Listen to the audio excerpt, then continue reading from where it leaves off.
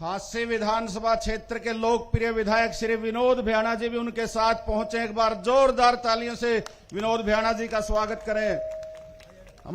और मैं निवेदन करूंगा, हास्य के हमारे लोकप्रिय विधायक जिनके बुलावे पर आज मुख्यमंत्री जी हास्य में आए हैं और अनेक वर्षों से जो ये हास्य क्षेत्र एक नई आशा और उम्मीद लेकर के मुख्यमंत्री जी की तरफ देख रहे हैं, आज हास्य के विकास को नए पंख लगाने का काम विनोद भ्याणा जी की मांग पर मुख्यमंत्री जी से निवेदन है कि आज हास्य क्षेत्र की जनता को सौगात देकर के जाएं। आपसे यही निवेदन मैं भ्याणा जी से निवेदन करूंगा, माननीय मुख्यमंत्री जी का पगड़ी, शॉल और बुक्का भेंट करके स्वागत करें। जोरदार तालियों से मुख्यमंत्री जी का स्वागत करें।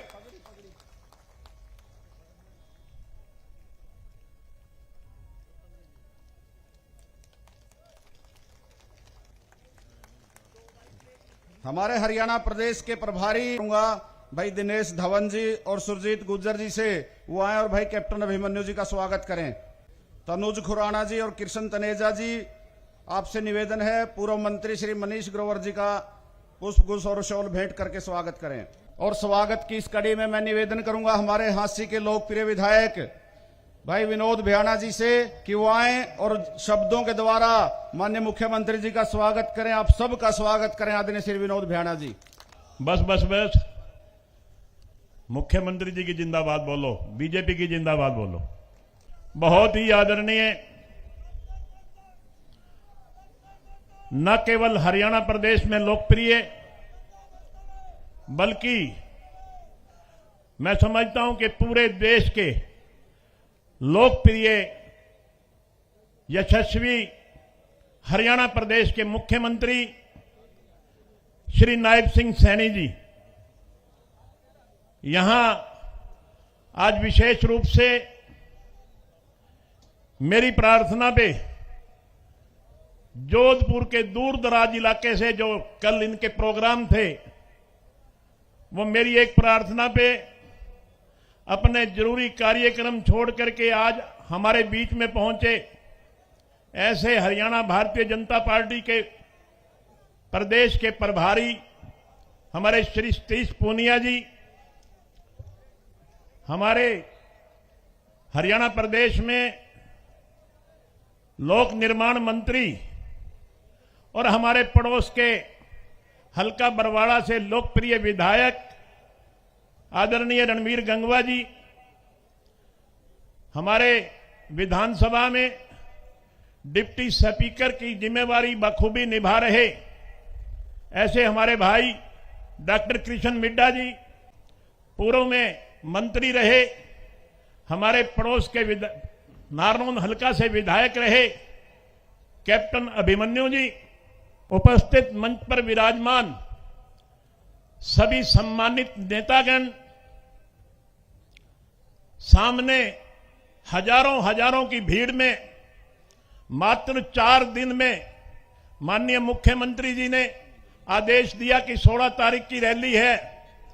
केवल 4 दिन में इतनी जबरदस्त हांसी हल्के से आई भीड़, मेरी बहुत ही सम्मानित माताओं, बहनों, बुजुर्गों, भाइयों और बहुत ही प्यारे बच्चों, आज मुझे उस मुख्यमंत्री का स्वागत करने का मौका मिल रहा है और मैं बड़ा हर्षित हूं। जैसा कि मैंने कहा, ये हरियाणा प्रदेश के मुख्यमंत्री हैं, मगर इनकी लोकप्रियता केवल हरियाणा में नहीं, प्रत्यक्ष को प्रमाण की आवश्यकता नहीं होती। ये जहां भी गए, बिहार में गए तो बिहार में भारतीय जनता पार्टी की जीत करवाई, दिल्ली में गए तो दिल्ली में भारतीय जनता पार्टी की, जिन सीटों पे भी नायब सिंह जी गए, हर एक सीट हजारों हजारों से वोटों से जितवाने का काम हमारे लोकप्रिय मुख्यमंत्री नायब सिंह सैनी जी ने किया। मैं ऐसे मुख्यमंत्री का, जिनकी कथनी और करनी में कोई फर्क नहीं है, जो 24 घंटे जनता की सेवा में लगे रहते हैं। बुजुर्गों और भाइयों, मैं आपको एक उदाहरण देना चाहता हूं। मैं एक दिन मैंने मुख्यमंत्री जी से समय ले लिया कि माननीय मुख्यमंत्री जी, मुझे 5 मिनट आपसे मिलना है। तो माननीय मुख्यमंत्री जी ने रात के 10 बजे का समय दिया। मैं ठीक 9:40 पे कोठी पे पहुंच गया। पता चला कि मीटिंग में है, थोड़ा इंतजार करना पड़ेगा। इंतजार करते करते थोड़ी देर बाद हमारे प्रदेश अध्यक्ष बड़ौली जी आ गए। उनका भी अचानक आगमन हुआ, कुछ समय उनको लग गया। कुल मिला के रात के 12 बज गए। मैं इंतजार कर रहा था कि मेरा नंबर कब आएगा मिलने के लिए। मुख्यमंत्री जी जब सारे काम से फारिग हुए तो कहते हैं, विधायक जी बाहर 20-30 लोग बैठे हैं, एक बार उनसे मिल आऊं, बाद में तेरे से मिलूंगा। ऐसे मुख्यमंत्री जो रात के 12 बजे भी जनता के लिए जिनके दरवाजे खुले हैं, ऐसे मुख्यमंत्री का मैं हाथ जोड़ के सिर झुका के पूरे हांसी हलके की तरफ से बहुत बहुत स्वागत करता हूं, बहुत बहुत धन्यवाद करता हूं। वहीं मैं आज हांसी में आए सभी नेताओं का, जिनका मैंने नाम पहले ले लिया, उन सब का भी हमारे बीच में हमारे भारतीय जनता पार्टी के प्रदेश अध्यक्ष श्री मोहनलाल बड़ौली जी आए हैं। मैं दिल की गहराइयों से पूरे हांसी तालियां बजा करके, जोरदार तालियां बजा करके बड़ौली जी का स्वागत करना है। श्री मोहनलाल जी बड़ौली, जिनके बारे में मैं कहना चाहूंगा कि जब से प्रदेश की कमांड संभाली है, लगातार भारतीय जनता पार्टी को जीत दिलवाने का काम किया है। ऐसे माननीय अध्यक्ष आज हमारे बीच में आए हैं। मैं पूरे हांसी हलका की तरफ से आपका बहुत बहुत स्वागत करता हूं और मैं साथियों से कहता हूं, बड़ौली साहब को, अध्यक्ष जी को बुक्का और पगड़ी देकर के सम्मानित करें। अशोक सैनी जी से कहूंगा कि कृपया आए और अध्यक्ष जी को बुक्का और पगड़ी देकर के सम्मानित करें, शॉल से सम्मानित करें। आज हमारे बीच में बहुत से हमारी पार्टी के नेतागण और सरकार में मंत्रीगण और विधायक काफी हमारे मंच पे मौजूद हैं। इसलिए मैं सीधा सीधा सबका स्वागत करते हुए अपनी बात पे आना चाहता हूं। आज माननीय मुख्यमंत्री जी हांसी में आप आए हैं। हांसी पलक पावड़े बिछा करके आपका इंतजार कर रहा था और आज दिल की गहराइयों से पूरा हांसी आपका पलक पावड़े बिछा करके स्वागत करता है। माननीय मुख्यमंत्री जी, आप जहां भी जाते हैं ढेर सारी सौगातें लेकर के आते हैं। आज मैं कहता हूं कि हांसी का भी भाग्य खुला है जो आप आज हांसी में आए हैं। निश्चित तौर पे आज हांसी के लिए भी आप बहुत बहुत बड़ी सौगातें लेकर के आए हैं। मैं मेरे हांसी क्षेत्र की कुछ मांगे आपके समक्ष रखता हूं। मुझे उम्मीद है, आशा ही नहीं पूर्ण विश्वास है कि जिस तरह से आप सौगातों की बरसात करते हैं, आज हांसी में भी पूरी तरह से बरस कर जाएंगे। मेरी सबसे पहली डिमांड है, माननीय मुख्यमंत्री जी, हमारा हांसी क्षेत्र बहुत बड़ा क्षेत्र है। हमारे यहां कोई खेल का स्टेडियम नहीं है। हमारे बच्चे बहुत ही खेल प्रतियोगिता में बढ़कर चढ़कर भाग लेते हैं। हमारे इलाके के बच्चों ने कई देश को स्वर्ण पदक और रजत पदक भी दिलवाए हैं, मगर प्रैक्टिस करने का कोई स्थान नहीं है। आदरणीय मनोहर लाल जी पूर्व मुख्यमंत्री यहां जब हांसी में आए थे तो उन्होंने जनसंवाद के दौरान एक घोषणा की थी कि हम जल्दी हांसी में स्टेडियम बनवाएंगे, मगर मजबूरी यह थी कि हमारे पास कोई जगह नहीं थी। आपकी कृपा से, आपकी कलम से यहां टूरिज्म डिपार्टमेंट की जगह स्पोर्ट्स डिपार्टमेंट को ट्रांसफर हो गई। सारी फॉर्मेलिटीज पूरी हो गई, केवल रेवेन्यू डिपार्टमेंट चढ़ना बाकी रह गया, उसका इंतकाल नहीं हुआ। बाकी सारी फॉर्मेलिटीज 8 एकड़ जमीन टूरिज्म डिपार्टमेंट की आपने स्पोर्ट्स डिपार्टमेंट को ट्रांसफर करवा दी। उसके लिए मैं धन्यवाद करता हूं आपका और आपसे निवेदन करता हूं, आज हांसी में एक बहुत बढ़िया स्टेडियम की जरूर अनाउंसमेंट करके जाएं, आपकी अति कृपा होगी।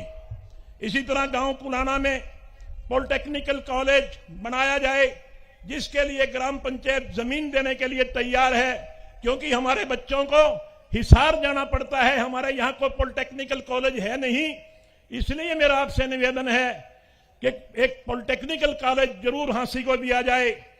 हमारे यहां सेक्टर 5 में बहुत ज्यादा सेक्टर बस गया, मगर वहां ना एसटीपी है ना डब्ल्यूटीपी है। मेरा आपसे निवेदन है कि एसटीपी और डब्ल्यूटीपी हांसी के सेक्टर 5 में बनवाया जाए। गांव ढाणा कला में पूर्व में राजघराने की सरप्लस जमीन उपलब्ध है। उक्त जमीन पर बेसहारा पशुओं के लिए गौशाला बनाई जाए। हांसी शहर में बस स्टैंड सड़क से काफी नीचा है, जिसके कारण बरसात के समय इसमें 4-4 फुट पानी भर जाता है। इस समस्या से निजात पाने के लिए इसका नवीकरण करके इसको ऊंचा उठाया जाए। ऐतिहासिक अमटी झील का सौंदर्यीकरण करवाया जाए। गांव कुंभा व थुराना में पीने के पानी की समस्या रहती है, अतः इन गांवों के वाटर वर्क्स को भाखड़ा ब्रांच से जोड़ा जाए। हांसी हल्का के गांव सुल्तानपुर में लगभग 1000 एकड़ से ज्यादा क्षेत्र में पानी नहीं लगता, इसलिए इस इलाके के लिए ओपी जिंदल माइनर से नया रजवाया दिया जाए। केंद्र सरकार से सिफारिश करके एनएचआई के अधीन भिवानी रोड को हांसी हिसार बाईपास रोड के साथ जोड़ने की सिफारिश की जाए।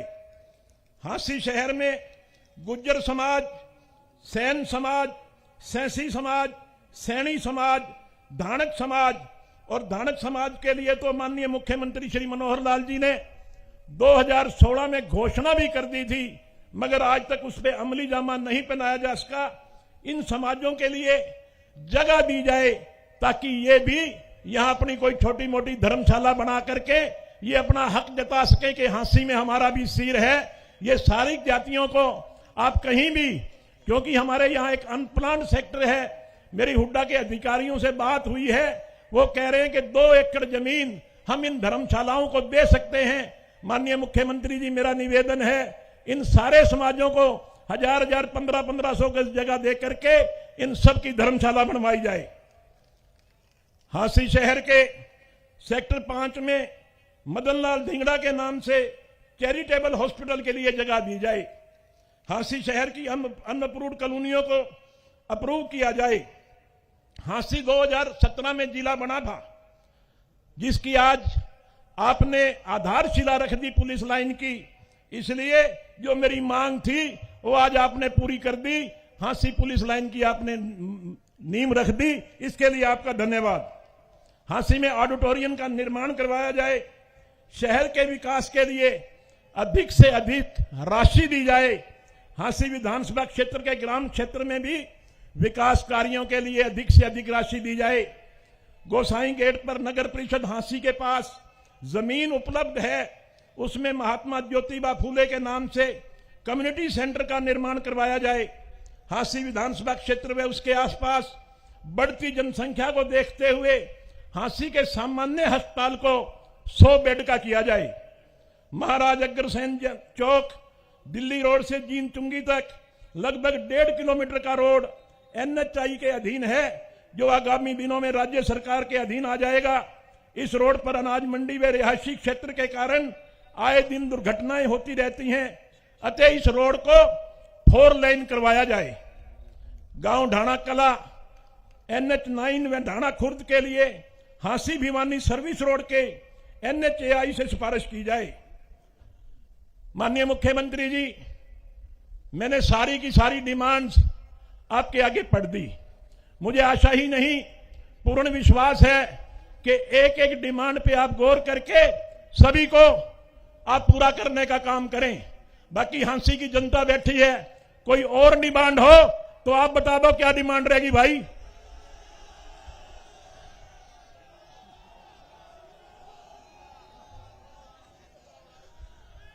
बैठ जाओ, बैठ जाओ, बैठ जाओ, बैठ जाओ, बैठ जाओ, अरे बैठ जाओ, बैठ जाओ, बैठ जाओ, अरे बैठ जाओ यार, बैठो। माननीय मुख्यमंत्री जी, मैंने तो विकास की बात की थी, मगर हांसी की जनता आप देख रहे हैं क्या चाहती है। हांसी की जनता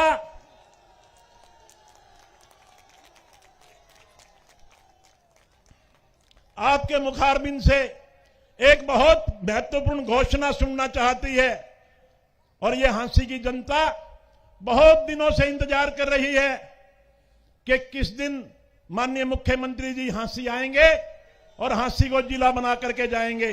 बैठ जाओ यार, बैठ जाओ, अरे बैठो। माननीय मुख्यमंत्री जी, झांसी एक ऐतिहासिक शहर है। झांसी शहर के लोगों ने आजादी की लड़ाई में बहुत बड़ा योगदान दिया। अगर मैं 1857 की क्रांति की बात करता हूं तो हमारे रणबांकुरों ने आजादी की लड़ाई लड़ते लड़ते फांसी के फंदे चूम गए। आज हुकमचंद जैन, मनीर बेग, जिनको शरेआम चौक में, झांसी में डड्डल पार्क के चौक में फांसी पे लटका दिया गया था। माननीय मुख्यमंत्री जी, जब हमारे लोग आजादी की लड़ाई लड़ रहे थे, अंग्रेजी साम्राज्य ने उनको कुचलने का काम किया, मगर जब वो किसी भी कीमत पे नहीं माने तो झांसी में एक लाल सड़क है। माननीय मुख्यमंत्री जी, गिरिडीह सड़क के ऊपर हमारे उन रणबांकुरों को, आजादी के दीवानों को सड़क पे लेटा करके उनके ऊपर गिरिडीह फेर दी। सड़क खून से लथपथ हो गई। आज भी उस सड़क का नाम लाल सड़क है। माननीय मुख्यमंत्री जी, 1857 से पहले का अगर मैं जिक्र करता हूं, झांसी जिला था। माननीय मुख्यमंत्री जी, इतिहास साक्षी है, जब हमारे लोगों ने किसी भी तरीके से गुलामी की जंजीरों को बर्दाश्त नहीं किया तो माननीय मुख्यमंत्री जी, हमारे शहर को जिला की बजाय सब डिवीजन बना दिया गया, हमें डी ग्रेड कर दिया गया। आज ये झांसी अपना मान सम्मान वापस चाहती है। झांसी का मान सम्मान अंग्रेजों ने लूटा। आज भारतीय जनता पार्टी की सरकार, जो हमेशा न्याय की दृष्टि से सबको देखती है, सबका साथ सबका विकास, एक हमारे प्रधानमंत्री जी का और हमारे मुख्यमंत्री जी का नारा है। यहां जब मनोहर लाल जी आए थे तो हमने उनसे मांग की थी कि झांसी को जिला बनाया जाए, तो उन्होंने स्टेज पर खड़े होकर के कहा था, जब भी कोई 23वां जिला बनेगा तो सबसे पहले झांसी बनेगा।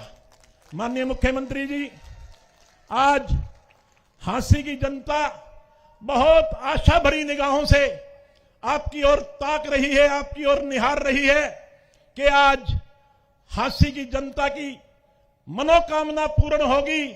और माननीय मुख्यमंत्री जी, मैं आपके बीच में और झांसी की जनता के बीच में ज्यादा समय ना लेता हुआ, आपको मैं झांसी हलके का नुमाइंदा होने के नाते पूरे झांसी हलके की तरफ से झोली फैलाकर आपसे मांग मानता हूं, आपसे प्रार्थना करता हूं कि आज आप झांसी को जिला जरूर डिक्लेयर करके जाएं, ताकि हमारा खोया हुआ जो मान सम्मान है वो हमें वापस मिल सके।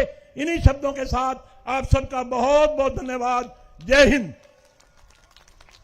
बहुत बहुत धन्यवाद आदरणीय विधायक जी विनोद भ्याणा जी। और जनता ने माननीय मुख्यमंत्री जी के समक्ष मांग रखी है और हम सबको पूरी उम्मीद है माननीय मुख्यमंत्री जी झांसी की जनता को निराश नहीं करेंगे। इसी कड़ी में मैं निवेदन करूंगा हमारे सफीदों के लोकप्रिय विधायक दादा राम कुमार गौतम जी से वो आए और संक्षिप्त में अपना संबोधन रखें। दादा राम कुमार गौतम जी। परम आदरणीय हरियाणा के अति लोकप्रिय मुख्यमंत्री सैनी साहब, हमारे बहुत ही मोजिज मेहमान डॉक्टर सतीश पूनिया जी और इस रैली के संयोजक मेरे अजीज अति प्रिय विनोद भ्याणा जी, जिन्होंने अभी बड़ा अच्छा ओजस्वी भाषण दिया और इन्होंने मांग भी मांगी है कई, तो उसके लिए तो मेरी सिफारिश है मुख्यमंत्री जी इसकी सारी मांग मान लो। बहुत प्यारा लड़का है ये। और मुझे आपका स्वागत करते हुए बहुत अंदर से खुशी महसूस होती है, क्योंकि कोई मानो ना मानो, मेरा मानना है आज जो यहां बीजेपी की सरकार है उसमें बहुत बड़ा योगदान, और मैं कहता हूं ट्रम्प कार्ड है तो नायब सैनी है।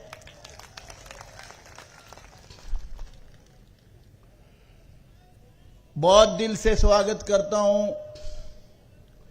एक बात जरूर कहूंगा, ये जो जिले की मांग है भाई, ये आज की मांग नहीं, बहुत पुरानी मांग है हमारी। जब मनोहर लाल जी खट्टर मुख्यमंत्री थे तो मेयर विनोद भ्याणा दोनों गए थे। उस दिन उन्होंने कमिटमेंट की थी कि कोई जिला अगर बनेगा हरियाणा में तो पहला हांसी बनेगा। उसके बाद अनेक बार हमने मांग रखी। नायब सैनी जी ने कहा चिंता ना करो, अगर कोई जिला बनाऊंगा तो पहला थारा हांसी बनाऊंगा। मैं भलाई सफीदों चला गया और भाई कैप्टन अभिमन्यु को मेरा हल्का सौंप गया। मेरे से काबिल है, मेरे से कदावर है, और इसकी हार का भी मुझे बहुत भारी दुख है, थोड़ा दुख नहीं है। मेरे सपने में भी नहीं था कि ये इलेक्शन मेरी मदद के बाद हार जाएगा, लेकिन भाई बहुत खतरनाक आंधी थी एग्जिट पोल की और सट्टा बाजार की। 24-25 से फालतू दिखाते ही नहीं थे बीजेपी। मैं उसका हार का कारण, जो बहुत छाकटे लोग थे, बहुत ही तोता चशम थे, जिनका हक बनता था कैप्टन अभिमन्यु का को वोट देने का, इसको बनाने का, उन्होंने यूं सोच के कि सरकार बनेगी कांग्रेस पार्टी की, भूपेंद्र हुड्डा चीफ मिनिस्टर बनेंगे, वो सारे पलटी मार गए। कुछ इशारे भी पलटी मार गए और मेरे वाले भी पलटी मार गए। भाई मैं एमएलए बना जब भी लोगों ने बहुत बड़ी गलती की थी, क्योंकि एक कदावर आदमी था, ये तो चीफ मिनिस्टर जैसा ही था। और नारनौंद में जो काम इसने करे किसी ने किए नहीं आज तक, पहला ही आदमी है जिसने इतने काम किए। नारनौंद को सब डिवीजन बनाना, कितने कॉलेज बनाए, मैंने एक बनाया था, इसने 3 बनाए, मैंने एक ITI बनाई थी, इसने 3 और बनाई, सड़कें, सारे काम बहुत अच्छे करे। तो भाई इसका ये भी मुझे दुख रहता है। ये तो मेरे बारे में कुछ कहो, एक बात और साफ करना चाहता हूं भाई, कई दिन से मेरे खिलाफ बहुत रोड़ा चल रहा है कि भाई हमारी बरादरी के खिलाफ बोल गया, जाट बरादरी के खिलाफ बोल गया। सपने में भी जाट की बुराई नहीं सुन सकता कभी भी। मैंने जिनके लिए कहा था वो लोग थे जिन्होंने हरियाणा में जात पात का जहर फैलाया और हरियाणा को बहुत बुरी तरह से लूटा। जितने कपत्ते गलत काम हो सकते सारे करे, और उन्होंने कहा मेरे खिलाफ दावा करेंगे। दावा करेगा जब देख लूंगा भाई कितना सौदा उगड़ेगा। इतने खतरनाक मुकदमे चल रहे हैं, जेल में गुजरेगी ये तो बड़ी मुश्किल से हाथ जोड़ जोड़ के बचे हुए हैं। और इसके अलावा एक बात और कहूंगा, सिर्फ उसके बाद अपना स्थान लूंगा। ये इस वक्त जो सरकार है हिंदुस्तान की, हरियाणा की तो बेहतरीन से बेहतरीन सरकार है। कोई रोंदा रोए जाओ, सरकार चलेगी बेधड़क, बहुत बढ़िया काम करेगी, उसमें कोई रोड़ा नहीं है। क्योंकि नायब सैनी 24 घंटे में से 18 घंटे काम करने आदमी है, सुबह से लेकर रात तक, और सबका काम करता है, सबका भला करता है, सबके लिए अच्छा सोचता है। इसका कोई इलाज नहीं है किसी के पास रोंदे रोए जाओ कुछ भी। लेकिन भाई मैं सेंटर की सरकार के बारे में भी कहता हूं। नरेंद्र मोदी और बीजेपी की सरकार जब से आई है 2014 से अपने बलबूते पे, इतने काम किए जो कोई सोच नहीं सकता था। और आज अगर हमारे को फख्र से कहने में अच्छा लगता है, फख्र महसूस होता है कि हम हिंदुस्तानी है, तो सिर्फ 2014 में जो सरकार आई है, नरेंद्र मोदी की सरकार, इसने जो काम किए, इसी की वजह से हमें फख्र होता है कि हिंदुस्तान की सरकार है, सही मायनों में पहली बार बनी है। और मैं तो हम अभी दिखाया था, मुख्यमंत्री जी ने, पार्टी ने जो प्रोग्राम था, अमित शाह का भाषण, अमित शाह ने सारी कांग्रेस पार्टी को अपने भाषण में भागने पर मजबूर कर दिया, कोई जवाब नहीं आया। तो इसलिए भाई इस पार्टी के बारे में कभी गलत ना सोचियो। और जो 2027 का है, या शायद 2047 का जो विकसित भारत का सपना है, 47 का, वो भी सोचना जब भी पूरा होगा, जब इस सरकार को कभी हिलने नहीं दोगे, हमेशा बीजेपी का राज बनाओगे। आप सब ने मेरी बात बहुत प्यार से सुनी, आपका बहुत बहुत धन्यवाद। और फिर दोबारा से नायब सैनी जी आपसे प्रार्थना करता हूं, जिला तो जरूर बना के जाइयो, आपके हाथ से भला लिखा है यो। और इसके अलावा जितनी मांग इसने मांगी है, इसकी सारी पूरी करियो। बहुत प्यारा लड़का है ये। जय हिंद। मैं निवेदन करूंगा भारतीय जनता पार्टी के वरिष्ठ नेता, हमारे इस हांसी जिले की आन बान शान, पूर्व वित्त मंत्री भाई कैप्टन अभिमन्यु जी से वो आए और हम सब के समक्ष अपने विचार रखें। भाई कैप्टन अभिमन्यु जी। हरियाणा प्रदेश का ये ऐतिहासिक क्षेत्र आज अभी तक जिसकी पुलिस जिला की प्रशासनिक स्थिति है, हांसी की पावन धरा पर इस विशाल जनसभा में हमारे बीच में उपस्थित हरियाणा प्रदेश के लोकप्रिय यशस्वी मुख्यमंत्री आदरणीय श्री नायब सिंह सैनी जी, हमारे प्रदेश संगठन के प्रभारी राजस्थान के धरा से पधारे आदरणीय डॉक्टर सतीश पुनिया जी, प्रदेश अध्यक्ष आदरणीय श्रीमान मोहनलाल बड़ोली जी, आज के इस कार्यक्रम के हमारे विशेष रूप से जिनके निवेदन पर, प्रार्थना पर आप सब यहां पर आए हैं, हमारे बड़े भाई क्षेत्र के लोकप्रिय विधायक आदरणीय विनोद भयाना जी, हरियाणा सरकार में वरिष्ठ मंत्री श्रीमान रणबीर गंगवा जी, हमारे विधानसभा उपाध्यक्ष कृष्ण मिड्डा जी, आदरणीय विधायक श्रीमती सावित्री जिंदल जी, मेरे बहुत आदरणीय और जिनका आशीर्वाद हमेशा हमें मिलता रहा और अभी अभी मंच से बड़ा प्रेरणादायी संबोधन भी दिया और मुझे खूब आशीर्वचन भी दिए, सफीदों से लोकप्रिय विधायक आदरणीय दादा राम कुमार गौतम जी, भाई कपूर सिंह जी, रणधीर पनिहार जी, पूर्व मंत्री मनीष ग्रोवर जी, पूर्व मंत्री डॉक्टर कमल गुप्ता जी, जनरल वत्स साहब, भाई सुरेंद्र पुनिया जी, पूर्व मंत्री अनूप धानक जी, मेयर प्रवीण पोपली जी, जिला अध्यक्ष हिसार आशा खेदड़ जी, भाई जवाहर सैनी जी, दीपक शर्मा जी, जिला अध्यक्ष अशोक सैनी जी, जिला परिषद चेयरमैन भाई सोनू सियाग डाटा जी, सम्मानित मंच, कार्यक्रम में जनसभा में उपस्थित मेरे पिता तुल्य बुजुर्गों, पूजा के योग्य मातृशक्ति, नौजवान साथियों, पत्रकार, छायाकार, कलाकार मित्रों, सबसे पहले तो हांसी की पावन धरा पर पहुंचने पर आप सब की तरफ से इस क्षेत्र का एक बच्चा होने के नाते माननीय मुख्यमंत्री जी और सभी अतिथियों का सर झुका करके स्वागत करता और अभिनंदन करता हूं। आदरणीय मुख्यमंत्री जी का हांसी से पहले से बहुत प्रेम रहा है और हमने कई बार मिलकर के हांसी में बड़े बड़े आयोजन और कार्यक्रम यहां पर किए हैं। मैं मुख्यमंत्री जी के संज्ञान में लाना चाहता हूं कि यह हांसी क्षेत्र हिंदुस्तान के इतिहास में एक बहुत महत्वपूर्ण स्थान रखता है। 9वीं शताब्दी के अंदर राजा आनंदपाल तोमर और उनके आगे के राजा विहंगपाल तोमर, उन्होंने हांसी को पूरे सतलुज तक के इलाके की राजधानी बना करके अपना शासन यहां से चलाने का काम किया था। अपने गुरु हंसकर के नाम पर हांसी का नामकरण किया गया।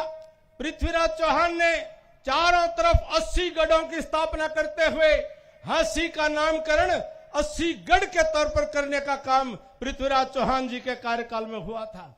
और हांसी के नाम की एक और महिमा है कि अनंतपाल तोमर जी के आने वाले पीढ़ी में द्रुपद नाम के राजा हुए। उन्होंने इस इलाके के अंदर एक बहुत बड़ा दुनिया का सबसे श्रेष्ठ तलवार बनाने का कारखाना उन्होंने लगाया था कि अरब के देशों में जब इस हांसी की तलवार जाया करती थी तो उन्होंने तलवार का नाम भी अरबी में हांसी कहा जाता है, क्योंकि वो तलवार की फैक्ट्री वो हांसी के इलाके में थी। कभी हिंदुस्तान के इस इलाके को जब पश्चिम से आक्रमणकारी आते थे तो हांसी को दहलीजे हिंदुस्तान कहा जाता था। 5 दरवाजे थे, 5 दरवाजों में से केवल एक बड़सी गेट आज बचा है। 5 दरवाजों से गुजर करके हिंदुस्तान में आया करते थे।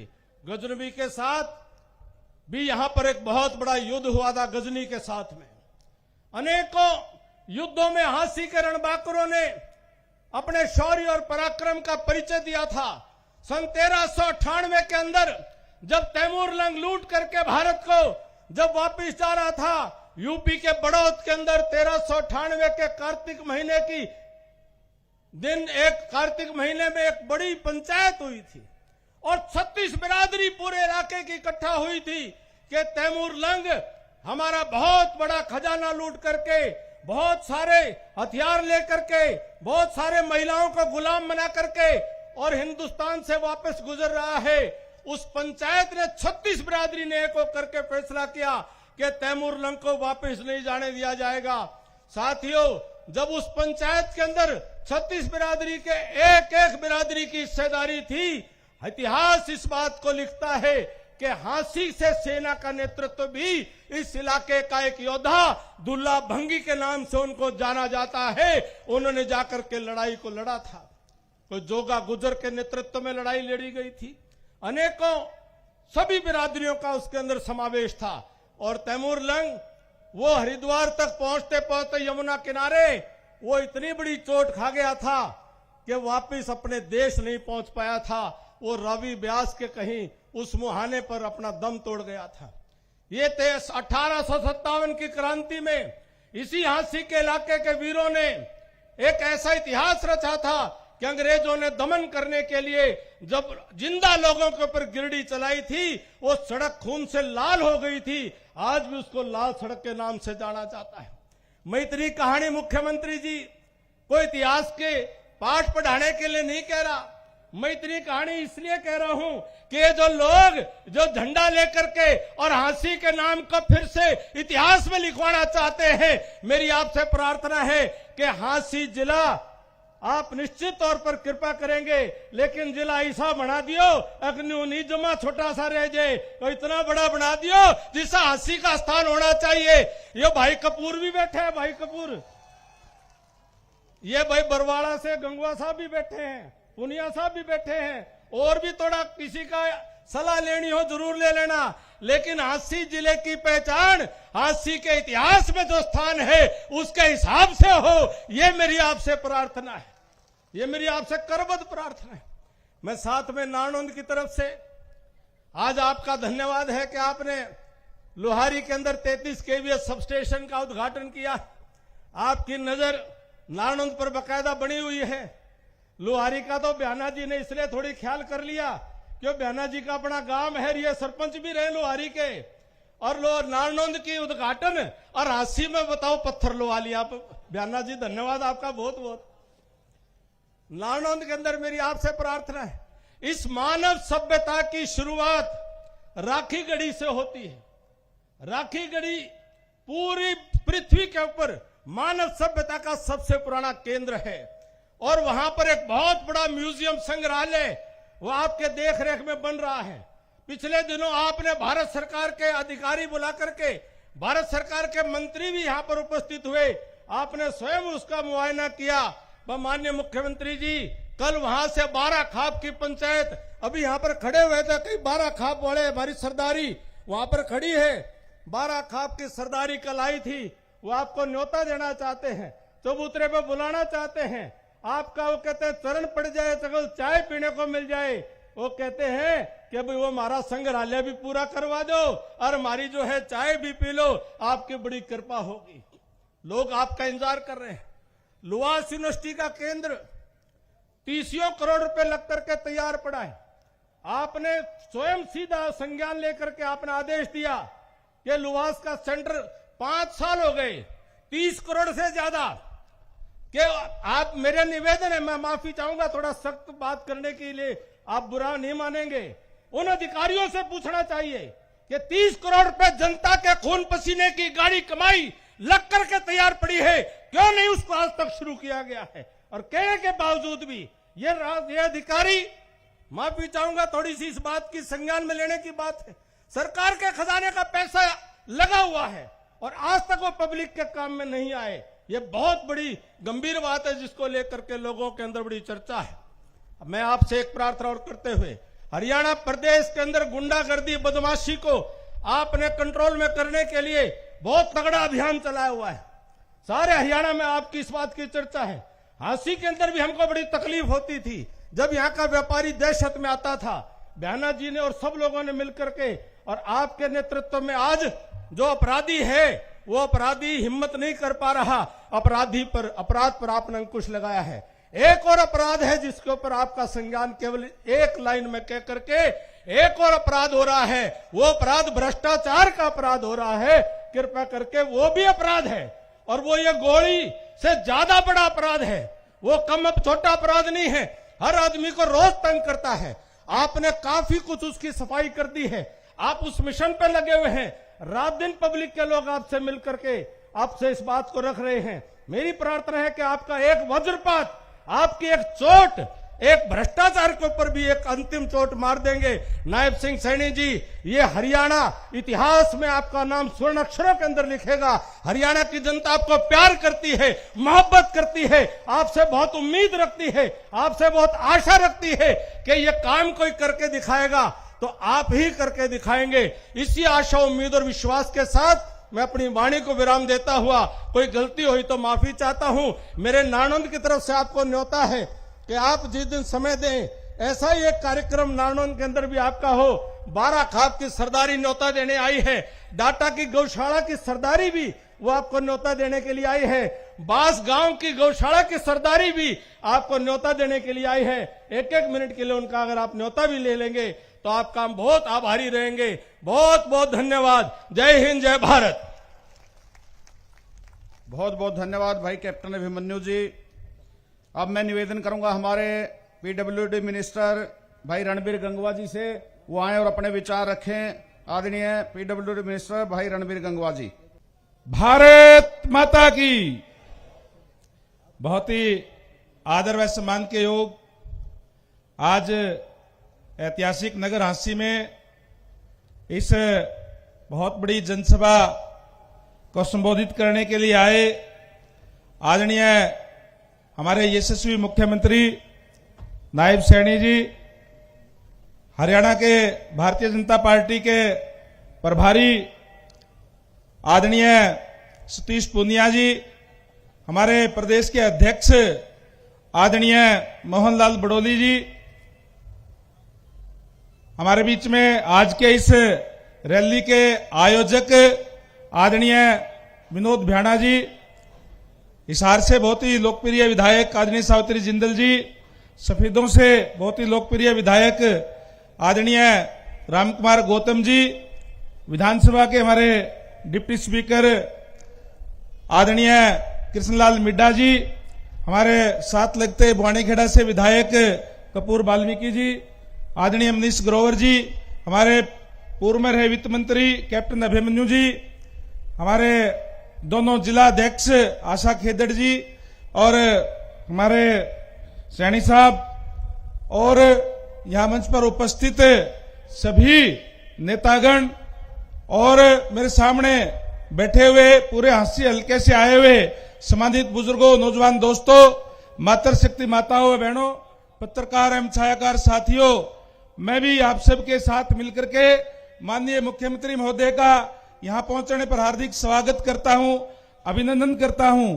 माननीय मुख्यमंत्री महोदय हमेशा ही जो रात दिन जनता के अंदर रहते हैं और जिस तरीके से अभी बताने का काम किया कि किस तरीके से चाहे कोई रात को 12 बजे भी जाता है तो भी वो आपको खड़े मिलते हैं और आपकी बात सुन करके उन समस्याओं को दूर करने का काम करते हैं।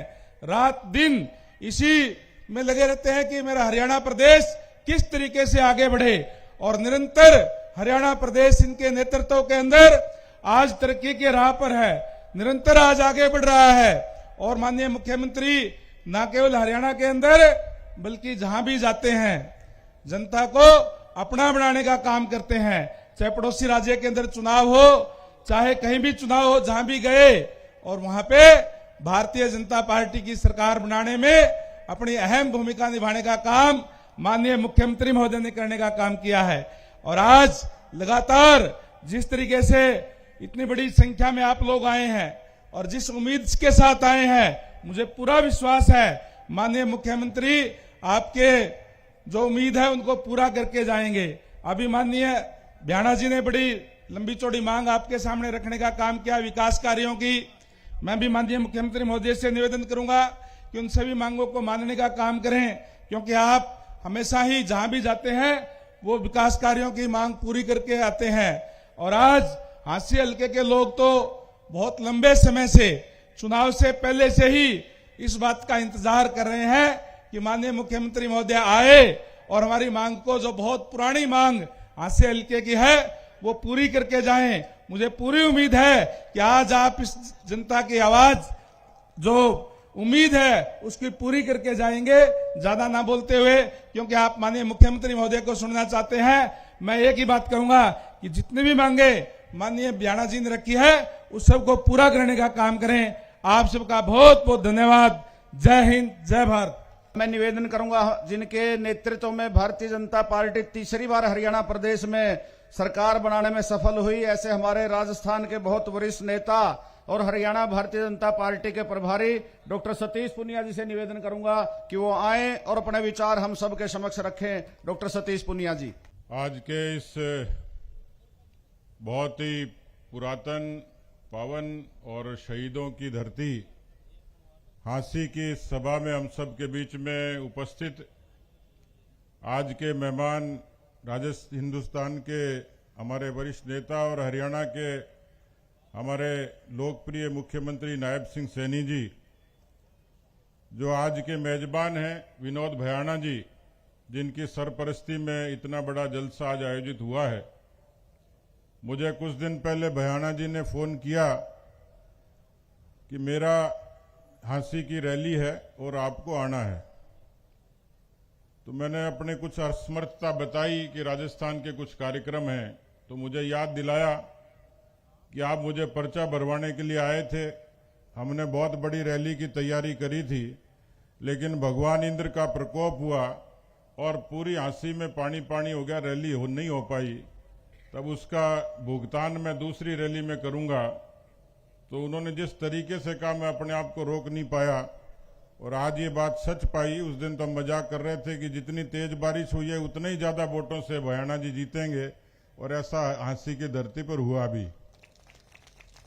मंच पर हमारे सारे मुख्य मेहमान बैठे हैं, उन्होंने अपनी बात कही, मैं उनका सम्मान करता हूं और आप सबसे गुजारिश चाहूंगा कि मंच के लिए जोरदार तालियां आप लोग बजाइए। मैं भयाणा जी की मांगों का पर्चा सुन रहा था, उन्होंने 1 से लेकर लाख तक सारी मांगे गिना दी। तो भयाणा जी ने तो अपना फर्ज पूरा कर लिया, अब नायब जी के नायब सैनी जाने। भयाणा जी के पर्चे से एक बात समझ पाया कि बाकी सारी मांगे होंगी, एक तो हवाई अड्डा नहीं मांगा और दूसरे हांसी के कुंवारों के लिए कोई योजना का जिक्र नहीं किया। तो मुझे लगता है कि नायब जी जरूर इस पर विचार करेंगे। मैं बहुत लंबी बात नहीं करूंगा, क्योंकि रामकुमार गौतम जी, कैप्टन अभिमन्यु जी और गंगवा जी ने सारी बात आप लोगों के बीच में कह दी। हरियाणा के इतिहास में और हरियाणा के विकास में एक शुरुआत हुई जब 2014 में देश में राजनीतिक क्रांति हुई और प्रधानमंत्री के रूप में नरेंद्र मोदी जी का आगमन हुआ। आजकल देश में चर्चा बहुत चलती है अलग अलग तरीके से, कोई वोट चोरी की बात कर रहा है, मेरे को कांग्रेस पार्टी के हमारे बहुत वरिष्ठ नेता जो हरियाणा में यहाँ पर पर्यवेक्षक थे, अशोक गहलोत जी राजस्थान के मुख्यमंत्री भी रहे, संयोग से पिछले दिनों मेरे साथ एक हवाई जहाज में मिल गए। मेरे को उन्होंने पूछा, बोले यार सच्ची सच्ची बताओ वोट की चोरी होती है क्या? तो मैंने कहा करने वाला चाहिए, चोरी तो होती है। हरियाणा में हार गए, महाराष्ट्र में हार गए, दिल्ली में हार गए और बिहार में भी हार गए। तो मैंने कहा हम वोट चोरी नहीं करते। हमारे नेता नरेंद्र मोदी में ये कुव्वत है, ये ताकत है कि हिंदुस्तान के लोगों का दिल चोरी किया जो वोट में तब्दील हुए। इसलिए हरियाणा में जब सरकार आई थी तो भले ही राजनीति के पंडित कुछ भी कहते होंगे, लेकिन इतिहास गवाह है कि मनोहर लाल जी के नेतृत्व में सुशासन की स्थापना हरियाणा में हुई और बिना खर्ची और बिना पर्ची की चर्चा पूरे देश में होती है कि हरियाणा के एक जायज व्यक्ति को रोजगार मिलने का काम, हरियाणा के बुनियादी विकास का काम, हरियाणा को आगे ले जाने का काम, हरियाणा की समृद्धि का काम ये भारतीय जनता पार्टी ने किया। और आज मुझे पार्टी के नेता के नाते खुशी है कि एक जनता के मुख्यमंत्री बनकर हरियाणा के विकास के लिए काम करने वाले व्यक्ति का नाम नायब सिंह सैनी है। इस हरियाणा को और तरक्की कैसे मिले, इस काम के लिए नायब जी लगातार काम करते हैं। हरियाणा ऐसा प्रदेश है जहां पूरे देश में 24 की 24 फसलों पर एमएसपी लागू हुई, वो हिंदुस्तान का अकेला प्रदेश हरियाणा है। लाडो लक्ष्मी से लेकर इस प्रदेश की अनेकों योजनाओं को धरातल पर उतारने का काम करने वाला हरियाणा है। और इसलिए मुझे इस मामले में कोई अतिशयोक्ति नहीं लगती कि जब हरियाणा की इतनी फिक्र होती है तो नायब जी हांसी की भी जरूर फिक्र करते ही होंगे। तो हांसी की अपेक्षाओं के अनुरूप हांसी के विकास के लिए विनोद भयाना जी जिस तरीके से मैं देश में घूमता हूं, मैंने बहुत विधायकों को काम करते हुए भी देखा है, लेकिन जिस समर्पित तरीके से हांसी के लिए विनोद भयाना जी काम करते हैं, मैं सोचता हूं कि किस तरीके का विधायक आप लोगों को मिला है। और विधायक के पीछे जनता की आवाज होती है। आज उनका भाषण हांसी के हित से जुड़ा हुआ है और हांसी के हित को कभी भी नायब जी नजरअंदाज नहीं करेंगे। हरियाणा और ज्यादा तरक्की के रास्ते पर चले, इस बात की खुशी है कि भारतीय जनता पार्टी को जो ऊंचाइयां मिली, देश में जो मान सम्मान मिला, उसकी शुरुआत हरियाणा से हुई। हरियाणा से ही जीत का रास्ता खुला महाराष्ट्र का, हरियाणा से जीत का रास्ता खुला दिल्ली का, और हरियाणा से ही जीत का रास्ता खुला बिहार का। और हरियाणा से बिहार तक की ये जीत ने भारतीय जनता पार्टी को ताकत दी है। मैं समझता हूं कि प्रधानमंत्री जी की योग्यता में, वरिष्ठता में और सम्मान में सबसे पहला कोई प्रदेश है तो हरियाणा है। दिल्ली की जितनी योजनाएं हैं वो हरियाणा में अच्छे तरीके से लागू होती हैं। इसलिए हरियाणा का भविष्य नायब जी के नेतृत्व में और ज्यादा मुखर होगा। इतनी शुभकामनाएं करता हूं। बहुत बहुत धन्यवाद। निवेदन करूंगा हमारे हरियाणा प्रदेश भारतीय जनता पार्टी के यशस्वी प्रदेश अध्यक्ष आदरणीय मोहनलाल बडोली जी से, वो आए और अपने विचार रखें। आदरणीय मोहनलाल बडोली जी। एक बार जोरदार जयकारा सभी मुट्ठी बंद करके लगाएंगे। भारत माता की, भारत माता की। भारतीय जनता पार्टी जिंदाबाद, नायब सैनी जिंदाबाद। आज इस हांसी की ऐतिहासिक भूमि पर हरियाणा के लोकप्रिय मुख्यमंत्री जो आज इस हांसी की विकास रैली में मुख्य अतिथि के तौर पर हमारे बीच में विराजमान है, एक बार जोरदार तालियों के साथ पीछे तक के भाई एक बार तालियां बजाने का काम करें। आज अपने बीच में भारतीय जनता पार्टी के प्रदेश के प्रभारी सतीश पूनिया जी को अभी आपने सुना, कैबिनेट मंत्री रणबीर गंगवा जी, डिप्टी स्पीकर कृष्ण मिड्डा जी, विधायक सावित्री जिंदल जी, विधायक कपूर वाल्मीकि जी, विधायक रामकुमार गौतम जी, पूर्व मंत्री कैप्टन अभिमन्यु जी, जिला के प्रभारी जवाहर सैनी जी, कमल गुप्ता जी पूर्व मंत्री, सुरेंद्र पूनिया जी प्रदेश के महामंत्री, पूर्व मंत्री अनूप धानक जी, जनरल डीपी वत्स जी पूर्व सांसद, पूर्व मंत्री मनीष ग्रोवर जी, दीपक शर्मा जी, अशोक सैनी जी की जिला हांसी के जिला अध्यक्ष, आशा खेदड़ जी जिलाध्यक्ष हिसार, परवीन पोपली जी मेयर, सोनू सिहाग जी चेयरमैन जिला परिषद और सम्मानित मंच, इस सभा में उपस्थित मेरे सभी पूजा के योग्य बुजुर्गों, नौजवान साथियों, पूजा के योग्य बड़ी संख्या में उपस्थित मेरी माता बहनें, छायाकार पत्रकार साथियों, आज ये ऐतिहासिक पल और जिस प्रकार की भीड़ इस ग्राउंड में उपस्थित है, मैं आप सबको दोनों हाथ जोड़कर प्रणाम करता हूं, आप सबको बधाई देता हूं। और विनोद भ्याणा जी के लिए एक बार जोरदार तालियां बजाएं। जिस प्रकार का आज विनोद भ्याणा जी के संयोजन में आप सब यहां पहुंचे और जिस प्रकार से आज मुख्यमंत्री जी के सामने पूरे हास्य की डिमांड इन्होंने रखी है और जिस प्रकार से हरियाणा के मुख्यमंत्री नायब सिंह सैनी जो चुनाव से पहले 56 दिन का समय इनको काम का मिला था, आप सबको पता है जैसे ही मुख्यमंत्री बने थे तुरंत लोकसभा के चुनाव आ गए, ढंग से मंत्रियों के विभागों का बंटवारा भी नहीं हुआ। उसके जैसे ही 56 दिन पूरे हुए फिर विधानसभा के चुनाव आ गए, लेकिन 56 दिन के अंदर जिस प्रकार से जनता की सेवा करने का काम किया उसी का परिणाम है कि भारतीय जनता पार्टी की तीसरी बार सरकार हरियाणा प्रदेश में बनी और वो आपके आशीर्वाद से बनी है, आपके समर्थन से बनी है। और जब से तीसरी बार सरकार बनी है, एक एक दिन का हिसाब है, जनता की सेवा में लगे हैं। जो हमने अपने संकल्प पत्र में 217 वायदे जनता से किए थे, उनमें से 50 संकल्प पूरे करने का काम किया है। इसके लिए मैं मुख्यमंत्री नायब सिंह सैनी की सरकार को बहुत बहुत बधाई देता हूं। और जिस प्रकार की बात आज विकास की यहां से की है, ये तो विकास की बात पूरी होंगी ही होंगी। जिस प्रकार की जनता की भावना है, मुझे पूरा विश्वास है हरियाणा के मुख्यमंत्री बड़े दिल के मुख्यमंत्री है, बड़ी सोच के मुख्यमंत्री है और जनता जिस प्रकार से काम चाहती है उसका काम करने की सोच रखने वाले मुख्यमंत्री हैं। मुझे पूरा विश्वास है कि जो भावना आज इस जनता की है उसको जरूर पूरी करके जाने वाले। मुख्यमंत्री जी छोटे मन से काम नहीं करते। मुख्यमंत्री जी के पास रात को 2 बजे भी जो बहुत सारे भाई जो बीजेपी को पसंद भी नहीं करते थे, जो बीजेपी को वोट भी नहीं करते थे, वो अब रात को 12-12 बजे जाके मिलके एक ही बात कह के आते हैं कि जी आगे जो पीछे गलती हुई है आगे उसको ठीक करते हुए भारतीय जनता पार्टी को डिगने नहीं देंगे हरियाणा प्रदेश से। हरियाणा में लंबे समय तक भारतीय जनता पार्टी की सरकार रहेगी और ये जो संभव हुआ है ये हमारे मुख्यमंत्री नायब सिंह सैनी के प्रयास से हुआ। आज हरियाणा प्रदेश में बिल्कुल एक पारदर्शी सरकार काम कर रही है। आज हरियाणा प्रदेश में भ्रष्टाचार नाम की चीज नहीं है। आज किसी प्रकार का भय का वातावरण में है। आज गरीब का सम्मान है, किसान का सम्मान है और महिलाओं के सम्मान में अभी लाडो लक्ष्मी योजना शुरू करी है।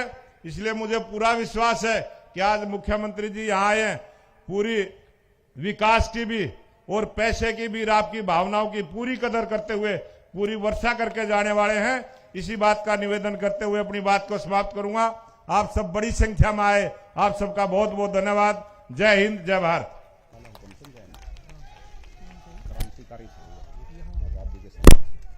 मैं निवेदन करूंगा माननीय मुख्यमंत्री श्री नायब सिंह सैनी जी से वो आए और हास्य की सरदारी को संबोधित करें।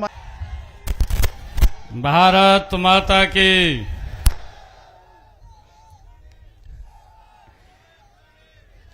भारत माता की। भाई पीछे वाले के नहीं आवाज आ रही है।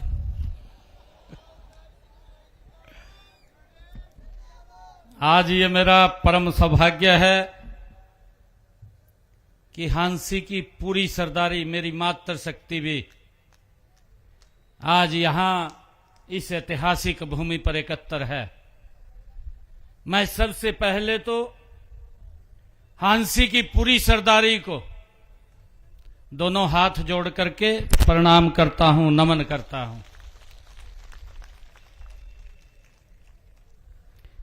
आज इस अवसर पर हांसी की विकास रैली के अवसर पर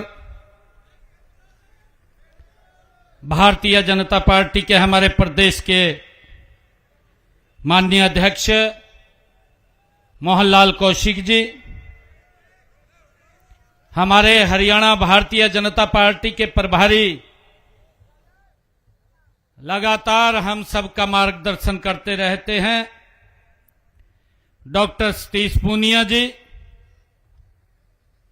हरियाणा सरकार में मेरे साथ कैबिनेट मंत्री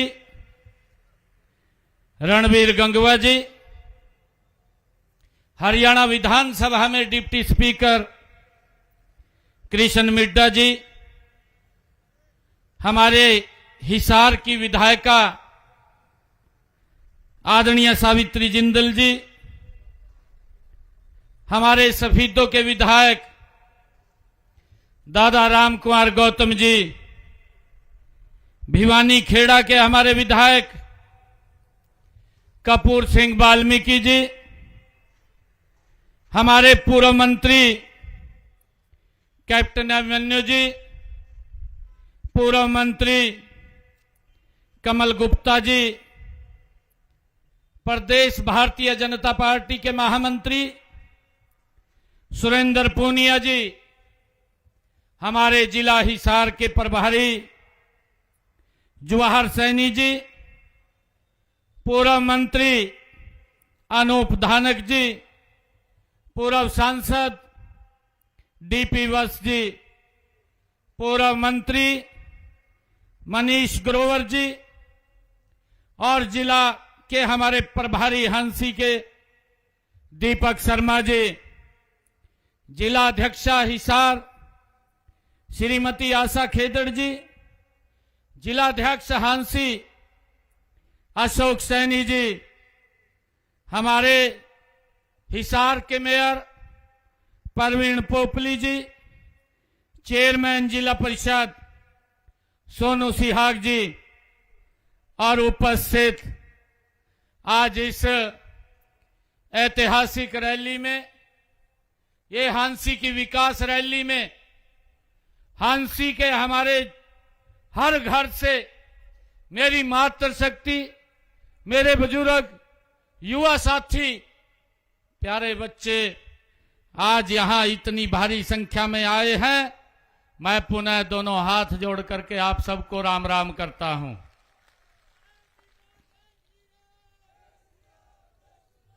साथियों, ये हांसी की भूमि, ये वीरों की भूमि है। इसे कभी हिंदुस्तान की दहलीज कहा जाता था। साथियों, ये हिंदुस्तान की दहलीज के रूप में ये हमारी हांसी ये विख्यात हुई है। आज मुझे आप सबके बीच में आकर के इतनी भारी संख्या में आज यहां उपस्थित हुए हैं, मैं विशेष तौर से विनोद भाणा जी को बहुत बधाई भी देना चाहूंगा कि आज एक बुलावे के ऊपर इतनी भारी संख्या में मेरी हांसी की सरदारी यहां बैठी है। आप सबके बीच में मुझे आकर के बड़ा गर्व और गौरव महसूस हो रहा है। मैं सबसे पहले इस हांसी के हमारे ज्ञात अज्ञात देश के ऊपर मर मिटने वाले देशभक्तों को मैं नमन करता हूं, उनको प्रणाम करता हूं और इस पवित्र भूमि से ऐसे देशभक्तों को जिसने जन्म दिया है, मैं उस पवित्र भूमि को भी आज नमन करता हूं। आप सबको मैं इसके लिए साधुवाद देता हूं। साथियों, जैसा भी बताया भी गया है, हम सब जानते भी हैं कि 1857 प्रथम स्वतंत्रता संग्राम के दौरान हांसी के हमारे लोगों ने महान बलिदान दिया है और यहां की जो लाल सड़क का जिक्र हुआ है, अंग्रेजों के नरसंहार की वो सड़क साक्षी रही है। साथियों, हम सब जानते हैं आजादी ने, अंग्रेजों ने यहां आजादी के अनेक मत वालों को जिस प्रकार से बताया गया है कि जब वो नहीं हट रहे थे अंग्रेजों के अत्याचारों के प्रति, हमारे जांबाज जब आवाज को बुलंद कर रहे थे तो उन क्रूर अंग्रेजों ने हमारे जांबाजों के ऊपर सड़क के ऊपर गिरडी फरवाने का काम किया। तब भी हमारे हांसी के जांबाज पीछे नहीं हटे और अंग्रेजों को भारत छोड़ने पर मजबूर किया है। ऐसे हमारे जांबाजों को मैं नमन भी करता हूं, आज उनको याद भी करता हूं। साथियों, इससे पहले भी हमारा हांसी का इतिहास ये गौरवशाली इतिहास रहा है। आज मैं इस रैली में इस महान भूमि का आशीर्वाद आप सबके बीच मैं आज लेने के लिए आया हूं। ये मेरे लिए परम सौभाग्य की बात है। मैं यहां पर हमारे जितने बुजुर्ग, हमारी माताएं, हमारी बहनें और हमारे युवा साथी इतनी भारी संख्या में आए हैं, मैं पुनः आप सबका अभिनंदन, आप सबका स्वागत करता हूं। और आप सभी ने जिस प्यार, जिस प्रेम प्यार से आज मेरा स्वागत किया है, उसके लिए मैं आप सबका दिल से हार्दिक आभार भी प्रकट करता हूं। साथियों, मुझे विश्वास ये दिलाता हूं, मैं आप सबको ये विश्वास भी दिलाता हूं कि हांसी क्षेत्र के विकास में आपका भाई, आपका बेटा कोई कोर कसर नहीं छोड़ेंगे। हम डट करके हांसी के विकास को करेंगे। साथियों, मैं एक शब्द कहना चाहता हूं, कुछ लाइनें मुझे ध्यान आ रही हैं।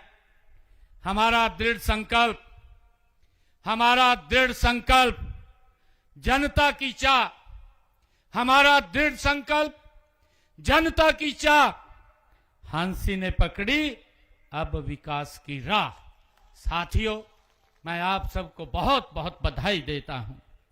हमने पिछले 11 वर्षों में हांसी विधानसभा क्षेत्र के लिए, जो इसके विकास के लिए हमने पैसा खर्च किया है, मैं आपको आज बताना चाहता हूं कि हमने हांसी विधानसभा क्षेत्र के लिए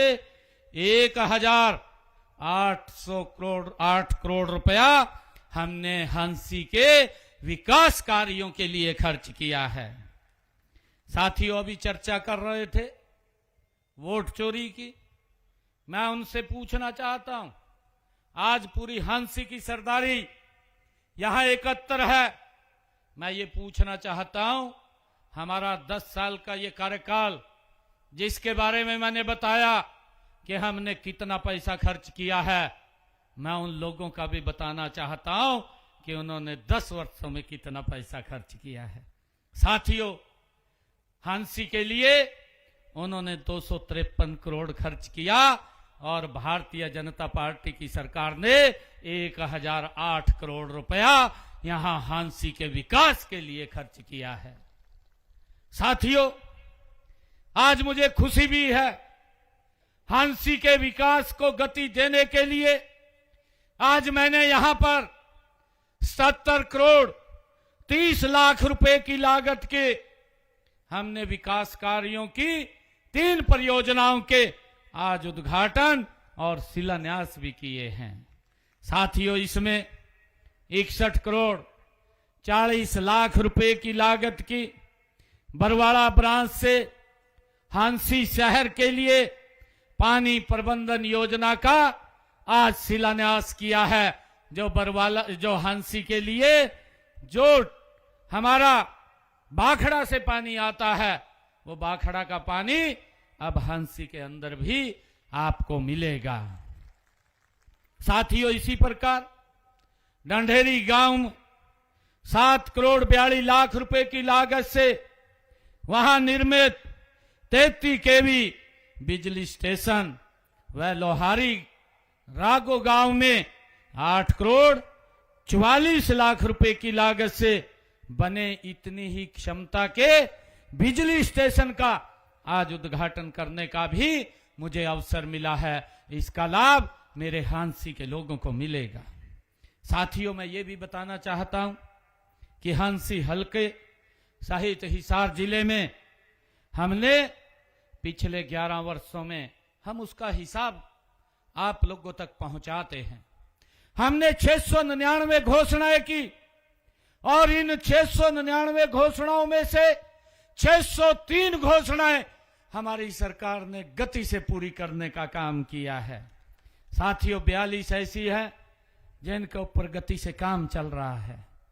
मैं साथियों लगभग 1700 करोड़ रुपए की लागत से बने महाराजा अग्रसेन हवाई अड्डे की जो सेवाएं शुरू हो गई हैं, देश के यशस्वी प्रधानमंत्री आदरणीय नरेंद्र मोदी जी ने 14 अप्रैल 2025 को, जिसमें आपने भी शिरकत की थी, महाराजा अग्रसेन हवाई अड्डे के टर्मिनल 3 की आधारशिला आप लोगों के बीच में रखी थी। साथियों, यहां से अब महाराजा अग्रसेन हवाई अड्डे से भगवान राम की जन्मभूमि अयोध्या, चंडीगढ़, हमारे प्रभारी जी बैठे हैं, इनकी जन्मभूमि जयपुर और भी कई यहां से दिल्ली, कई फ्लाइट्स यहां से चल रही हैं। साथियों, आने वाले समय के अंदर ये कनेक्टिविटी का पूरे देश का एक बहुत बड़ा केंद्र ये हमारा हिसार और हांसी के बीच में बनेगा। साथियों, मुझे बताते हुए कि अंबाला हिसार कैथल राष्ट्रीय राजमार्ग नंबर 10 4 लेन का निर्माण 1200 करोड़ रुपए की लागत से ये हमारी सरकार के अंदर हुआ है। साथियों, इसी प्रकार हिसार से रोहतक राष्ट्रीय राजमार्ग 4 लेन 959 करोड़ रुपए की लागत से उसको किया गया है, ये भी हमारी सरकार के अंदर हुआ है। साथियों, इसी प्रकार हिसार से डबवाली राष्ट्रीय राजमार्ग 4 लेन 648 करोड़ रुपए की लागत से ये भी हमारी सरकार के अंदर काम हुआ है। लोगों के जीवन को सरल सुगम करना आदरणीय नरेंद्र मोदी जी की सरकार, यह डबल इंजन की सरकार निरंतर गति से काम कर रही है। साथियों, मुझे ये खुशी है कि हमने हांसी विधानसभा क्षेत्र में जो विकास के काम किए हैं, मैं उनका भी जिक्र आप लोगों के बीच में करना चाहूंगा। माननीय प्रधानमंत्री नरेंद्र मोदी जी ने रोहतक महम हांसी नई रेलवे लाइन पर रेलगाड़ी को झंडी दिखा करके रवाना किया और इस रेलवे लाइन का निर्माण 844 करोड़ रुपए की लागत से किया गया है, आदरणीय यशस्वी प्रधानमंत्री जी ने किया है। साथियों, इसी प्रकार राष्ट्रीय राजमार्ग 148B का निर्माण किया गया। यह राष्ट्रीय राजमार्ग कोटपुतली, नारनौल, महेंद्रगढ़, चरखी दादरी, भिवानी, हांसी और बरवाला टोहाना होते हुए ये पंजाब राज्य बठिंडा को जोड़ने का काम करता है। इस गति से हमने काम किया है। साथियों, हमने हांसी को पुलिस का जिला बनाया। हांसी विधानसभा क्षेत्र के गांव में 280 करोड़ रुपए की लागत से गलियों, रिटर्निंग वॉल, चौपाले, अंबेडकर भवन का निर्माण हमने यहां पर किया है। साथियों, हमने हांसी शहर में सीवरेज लाइन, पाइपलाइन और 52 करोड़ 49 लाख रुपए की लागत से बिछाने का काम हमने हांसी में किया है। साथियों, इसी प्रकार हमने हिसार मेजर डिस्ट्रीब्यूटरी का पुनः निर्माण 25 करोड़ रुपए 52 लाख रुपए की लागत से वो किया गया है। और इसी प्रकार साथियों, नई सब्जी मंडी हांसी का निर्माण 8 करोड़ 36 लाख रुपए की लागत से ये किया गया है। साथियों, मुझे खुशी है जब मैं विधानसभा के चुनाव में आप सबके बीच में आया था और मैं जब कार्यक्रम के अंदर आया था, हमने आपसे कुछ बातें कही थी और मुझे खुशी है इस बात की कि भारतीय जनता पार्टी ने जो अपना संकल्प लिया था और उस संकल्प के अंदर 217 वायदे हरियाणा प्रदेश के लोगों के साथ किए थे और मुझे खुशी है कि हमने 217 वादों में से इस वर्ष के अंदर 54 वादों को हमारी सरकार ने गति से पूरा किया है। साथियों, उसके लिए हम लगे हुए हैं और यही नहीं, 163 वादों के ऊपर गति से काम चल रहा है। यह एक वर्ष का समय भले ही कम हो, लेकिन हमने जिस नॉन स्टॉप विकास का संकल्प लिया था उसकी सिद्धि यह एक वर्ष विकास की 3 गुनी रफ्तार ये हमने की है। साथियों, मुझे ये भी खुशी है कि हमारी सरकार ने तीसरे कार्यकाल में भी प्रदेश के सर्वांगीण विकास और हर वर्ग के हितों की सुरक्षा के लिए अनेक ठोस कदम हमारी सरकार निरंतर उठा रही है। साथियों, मुझे खुशी है बताते हुए, हमारी मातृशक्ति इतनी संख्या में यहां पर बैठी है। हमने अपने संकल्प पत्र में कहा था कि हम लाडो लक्ष्मी योजना को लागू करेंगे। मुझे खुशी है कि पहले ही बजट के अंदर मैंने 5,000 करोड़ रुपए का प्रावधान किया और आज 25 सितंबर से लाडो लक्ष्मी योजना बहनों के लिए लागू कर दी है। 2100 रुपया आज उनके पास पहुंच रहे हैं। मैं बहनों से आग्रह करूंगा, आप सब से भी आग्रह करूंगा, हम इसको फेसिस के अंदर धीरे धीरे करके आगे बढ़ा रहे हैं।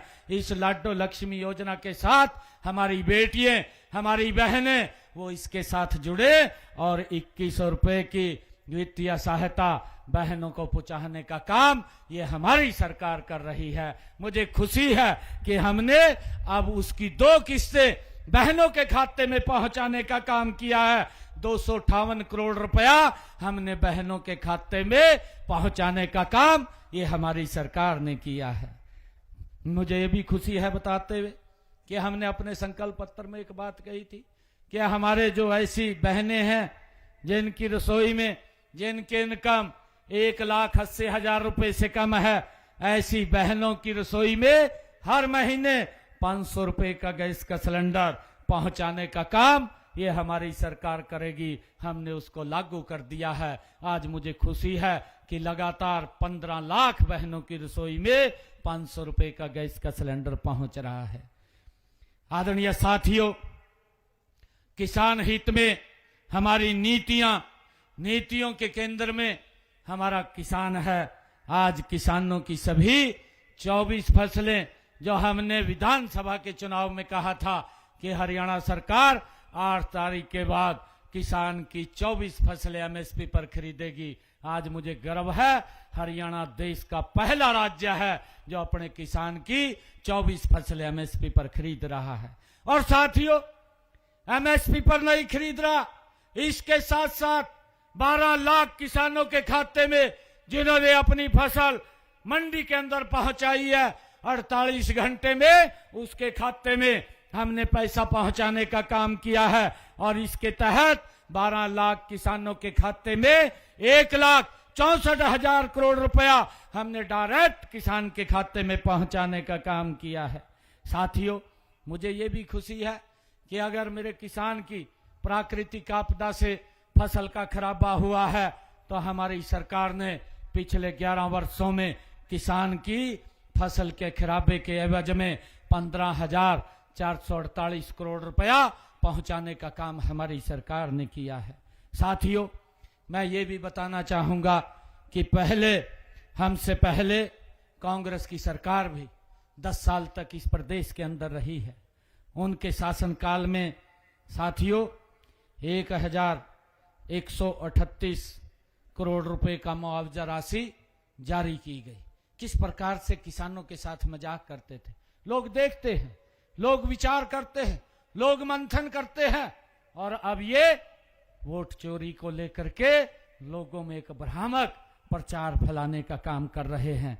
साथियों, मैंने बताया है कि कांग्रेस सरकार तो किसानों की 269 करोड़ रुपया मुआवजा वो भी छोड़ करके चली गई थी, जिसको 2014 के बाद जब हमने हरियाणा प्रदेश के अंदर आप सबके आशीर्वाद से यहां की जिम्मेवारी ली तो 2015 में 269 करोड़ रुपया हमने किसान के मुआवजे का वो भी जारी किया है।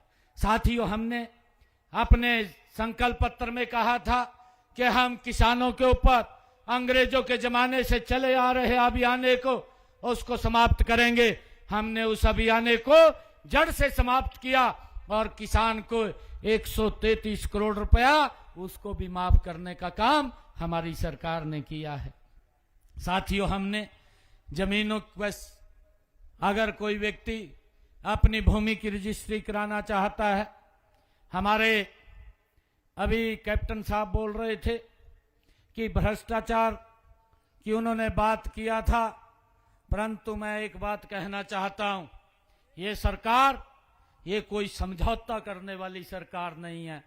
हमने कहा है, आज भी मैं हांसी की सरदारी के बीच में कह रहा हूं, कितना बड़ा कोई अधिकारी होगा अगर भ्रष्टाचार के अंदर लिपटा, ये सरकार 1 मिनट भी कार्रवाई करने में नहीं लगाएगी, तुरंत उसके खिलाफ कार्रवाई करेगी।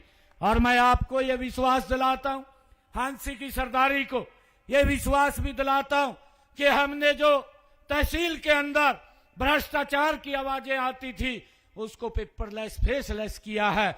आज आपको तहसीलदार के पास रजिस्ट्री कराने के लिए नहीं जाना पड़ता। आज आप घर बैठे अपने मोबाइल से अपनी रजिस्ट्री की पूरी भाइयों कोटिंग लिख करके अपलोड करेंगे और आप हमने टाइम बाउंड किया है और उस टाइम बाउंड के अंदर आपके पास ओटीपी आएगा और ओटीपी आपके जा करके जो सेलर होगा, जो परचेजर होगा या ग्राइंडर उसके साथ होगा, वो तीनों लोग जा करके अपनी फोटो तरवाएंगे, अपने साइन करेंगे और रजिस्ट्री लेकर के घर आ जाएंगे। भाइयों, हमने इसके ऊपर भ्रष्टाचार पे एक बड़ी चोट करने का काम हमारी सरकार ने किया है। साथियों, हम चाहते हैं इस भ्रष्टाचार से आम जन को मुक्ति मिले और हमारी सरकार इसको लेकर के निरंतर गति से काम कर रही है। हमारा हर जगह ध्यान भी है, ऐसा नहीं है, हमारी आंख हर विषय के ऊपर है। हम एक एक चीज को देखते हैं। मेरे को हर रोज लगभग 400, 500, 1000 हर रोज लोग आकर के मिलते हैं। अगर किसी को कोई दिक्कत होती है उसके खिलाफ तुरंत कार्रवाई वहीं से होती है, उसका ऊपर एक्शन लिया जाता है। ये नहीं है कि उसके अंदर समय लगता है। मुझे खुशी है बताते हुए कि मेरे पास जो लोग मिलने के लिए आए, मेरे पास जो एप्लीकेशन आई, 1,42,000 एप्लीकेशन लोग मेरे हाथ में दे करके गए। और मुझे खुशी है बताते हुए आपके बीच में मेरे पास 40,000 लोगों की रिकॉर्डिंग भी है। मैंने उन 1,40,000 एप्लीकेशन में से 1,25,000 लोगों का काम उसका किया है। ये मेरे पास पूरा रिकॉर्ड भी है, एक एक व्यक्ति का रिकॉर्ड है। और कोई भी व्यक्ति अगर हरियाणा के किसी भी कोने से आता है, बाकायदा उसकी बात सुन करके उसके ऊपर कार्रवाई की जाती है। ये हमारी सरकार का एजेंडा है। साथियों, मुझे खुशी है कि हमने हाल ही में सोनीपत में मुख्यमंत्री अंत्योदय परिवार उत्थान योजना का ये दूसरा चरण हमने शुरू किया है। हमारी सरकार का ये सोच भी है, हमारा लक्ष्य भी है कि गरीब से गरीब परिवार की वार्षिक आय 1,80,000 रुपए से कम नहीं रहनी चाहिए, उसकी इनकम बढ़नी चाहिए। उसको लेकर के निरंतर हमारी सरकार काम कर रही है। साथियों, हमने इसी प्रकार जो अनुसूचित जाति में जो उनको आरक्षण दे करके उनके अधिकार को देने का काम भी हमारी सरकार ने किया है, जिसका हमने अपने संकल्प पत्र में बात भी कही थी। साथियों, मुझे ये भी खुशी है कि हमने हरियाणा प्रदेश के अंदर जो बुजुर्गों को सम्मान भत्ता देते हैं उसको भी 200 रुपए बढ़ाने का काम हमारी सरकार ने किया है। और पिछड़ा वर्ग क्रीमी लेयर की आय की सीमा भी 6 लाख से बढ़ा करके 8 लाख रुपए करने का निर्णय ये हमारी सरकार ने किया है। साथियों, हमने पिछड़ा वर्ग भी को पंचायती राज संस्थाओं में, स्थानीय निकायों में आरक्षण देने का काम ये हमारी सरकार ने किया है। और हर गरीबों के सर के ऊपर छत हो, ये हमारी सरकार का देय है। आदरणीय प्रधानमंत्री जी लगातार इसको लेकर के बहुत गति से काम कर रहे हैं। प्रधानमंत्री आवास योजना के तहत हमने अब तक 1,56,000 लोगों को मकान बना करके हरियाणा प्रदेश में चाबियां सौंपने का काम किया है। और मैंने कहा है कि अगर किसी और व्यक्ति ने अप्लाई किया है, हमारे अधिकारी वेरीफाई करके उसको भी इस योजना का लाभ पहुंचाने का काम हमारी सरकार कर रही है।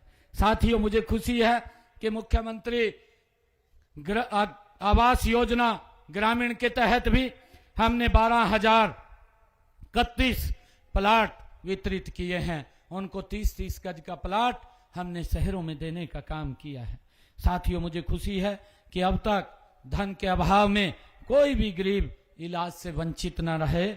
आयुष्मान भारत चिरायु योजना ये चला करके आदरणीय नरेंद्र मोदी जी ने हरियाणा प्रदेश के, मैं आपको आज बताना चाहता हूं कि हरियाणा प्रदेश के 25,39,000 लोगों ने आयुष्मान चिरायु योजना से अपना इलाज कराया और उसकी एवज में आदरणीय मोदी जी हरियाणा सरकार ने 4,126 करोड़ रुपया उनके इलाज के लिए देने का काम ये हमारी सरकार ने किया है।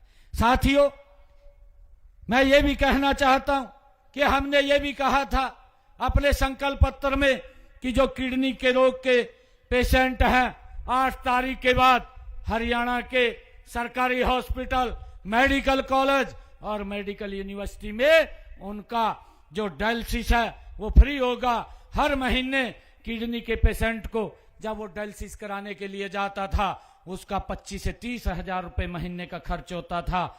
बहुत सारी दिक्कतें परिवार के सामने खड़ी हो जाती थी, परंतु हमने निर्णय किया ये सारा का सारा खर्चा हरियाणा सरकार वहन करेगी। आज किसी का भी कोई 5 पैसे नहीं लगता, उसका फ्री में इलाज किया जाता है। साथियों, इसी प्रकार जब से मैंने ये बागडोर संभाली है हरियाणा प्रदेश के अंदर, 1 वर्ष के अंदर मैंने 34,000 युवाओं को बिना पर्ची बिना खर्ची के हरियाणा सरकार में रोजगार देने का काम किया है। और इसी प्रकार पिछले 11 वर्षों की अगर हम बात करें, लगभग हरियाणा प्रदेश के अंदर 1,80,000 युवाओं को बिना पर्ची बिना खर्ची के हरियाणा सरकार ने रोजगार देने का काम हमारी सरकार ने किया है। साथियों, जुलाई माह में कॉमन पात्रता परीक्षा का वो पेपर हुआ था।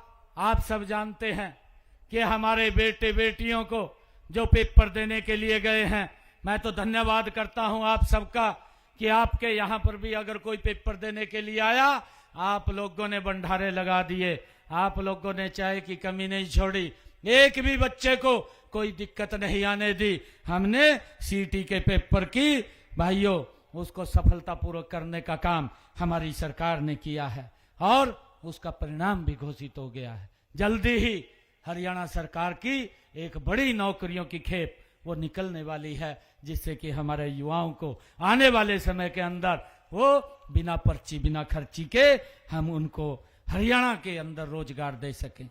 साथियों, इसी प्रकार हमारे अपने तीसरे कार्यकाल में भी जन कल्याण के काम हम तेजी से कर रहे हैं। साथ ही पिछले 2 कार्यकालों में योजनाओं व कार्यक्रमों को हमने तेजी से गति से आगे बढ़ाया है। साथियों, मैं आज आप लोगों के बीच में कहना चाहता हूं कि हमारे देश के यशस्वी प्रधानमंत्री आदरणीय नरेंद्र मोदी जी के नेतृत्व में हम गति से आगे बढ़ रहे हैं। हमने जो कहा है उसको हमने किया है। हमारी नीति, हमारी नीयत, हमारा नेतृत्व ये बिल्कुल स्पष्ट है। हमने भौतिक व मानव विकास के पैमानों पर हरियाणा को एक विकसित राज्य बनाने का हमने संकल्प लिया है। साथियों, लेकिन ऐसा विकसित हरियाणा कुर्सी के जो पीछे लगे हुए हैं, जिन्होंने अपने कार्यकाल में जिस प्रकार से हरियाणा को लूटने का काम किया, जिनके कार्यकाल में जब से कांग्रेस पार्टी का जन्म हुआ आजादी के बाद, तब से भारत को लूटने का काम कर रहे हैं, ऐसे लोग अपनी कुर्सी की लड़ाई तो लड़ते हैं, जनता की लड़ाई नहीं लड़ते।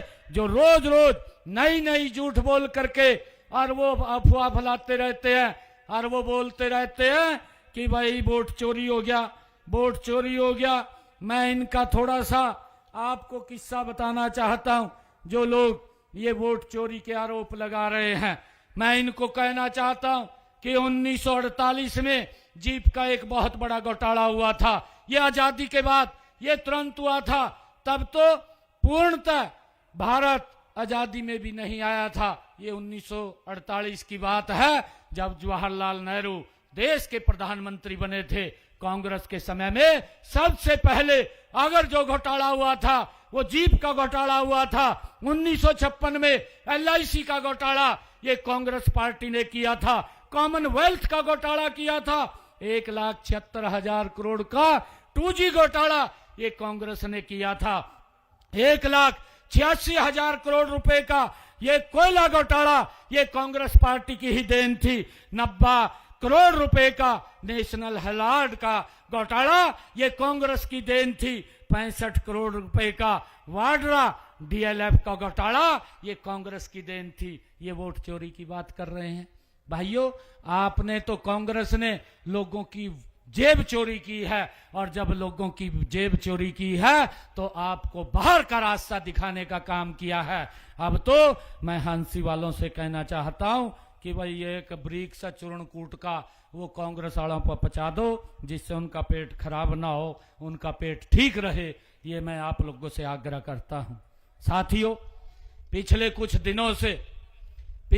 दिनों से कांग्रेस अपनी खोई हुई राजनीतिक जमीन को तलाशने के लिए भाइयों वोट चोरी का ये भ्रामक प्रचार कर रही है।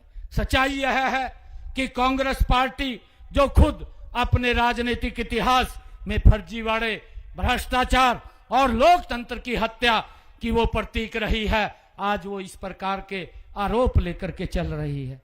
साथियों, देश की जनता जानती है कि यही वही कांग्रेस पार्टी है जिसने आपातकाल लगा करके लोगों के संवैधानिक अधिकारों का गला घोटने का काम ये कांग्रेस पार्टी ने किया था। और इसी पार्टी ने चुनाव में किसी न किसी रूप में धांधलियां इन्हीं ने ही की थी। इतिहास इस बात का गवाह है। हरियाणा की जनता भी जानती है साथियों कि कांग्रेस सरकारों के समय में किस प्रकार से बूथ की कैप्चरिंग होती थी, लाठी डंडों से के दबाव के कारण बूथ को लूट लिया जाता था, किस प्रकार से शराब और पैसे के दम के ऊपर वोट खरीदा जाता था। ये एक आम बात कांग्रेस के शासन में थी। साथियों, यह वही कांग्रेस है जो रोहतक, भिवानी, फरीदाबाद में भी बूथ कैप्चरिंग की घटनाओं में पकड़ी गई थी। उसका इतिहास हमारे पास है। ये वही कांग्रेस है जिनके नेताओं के खिलाफ मतदाता सूची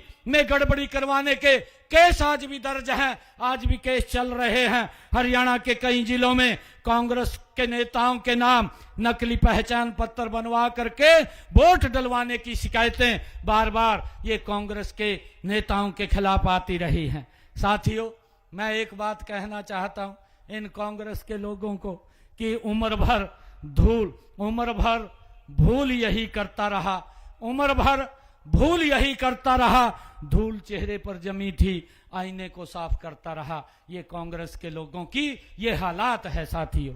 इसी तरह मैं आप लोगों को ये भी बताना चाहता हूं कि कांग्रेस SIR के खिलाफ जो दुष्प्रचार कर रही है, मैं ये भी बताना चाहता हूं कि ये SIR 1952 से लेकर के अब तक कई बार इस देश के अंदर हुआ है। ये SIR वोटों का जो गहन परीक्षण होता है, पुनरीक्षण, वो कई बार किया है। 1952 में भी हुआ है, 1957 में भी हुआ है, 1961 में भी हुआ है, 1965 में भी हुआ है, 1966 में भी हुआ है, 1983 में भी हुआ है, 1984 में भी हुआ है, 1987 में भी हुआ है, 1989 में भी हुआ है, 1992 में भी हुआ है, 1993 में भी हुआ है, 1995 में भी हुआ है और 2002-2003 में भी हुआ है। साथियों, लगातार ये SIR देश के अंदर होता रहा है। इन सभी वर्षों में SIR गहन पुनर्निरीक्षण इन वोटों का हुआ है। साथियों, इन सभी कालखंडों में अधिकांश समय विपक्ष की ही सरकारें, ये कांग्रेस की ही सरकारें रही हैं, देश के अंदर वही सत्ता में रहे हैं। तब तो न तो कोई किसी लोकतंत्र को खतरा था।